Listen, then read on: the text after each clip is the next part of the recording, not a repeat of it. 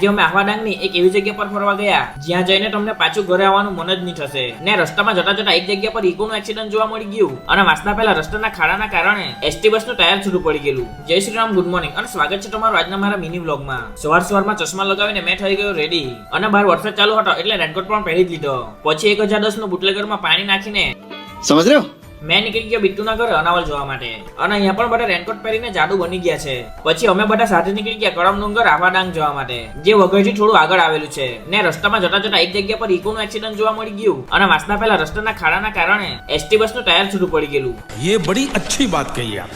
पेलू कहे छे ने सफर मंजिल का नहीं रास्तों का है. सो फाइनली हम लोग आ गए हैं पहाड़ों में. આ છે વઘઈનું ચેકપોસ્ટ, આ છે સાપુતારા રોડ અને આપણે જવાનું છે આ સાઈડ. ને રસ્તામાં મળ્યો આ એકદમ સુંદર મજાનો ધોધ અને રસ્તો એટલા ઉતાર ચઢાવવાનો હતો ને કે કોઈ નવો ડ્રાઈવર હોય તો ફાટીને હાથમાં આવી જાય. પણ અમે બધા હેવી ડ્રાઈવર એટલે આરામથી ચડાવી લઈ ગયા. વ્યૂ જોવો તમે એકવાર, લાગે ને જોરદાર. અહીંયાથી કરમડુંગર છે ફક્ત 4 થી 5 કિલોમીટર.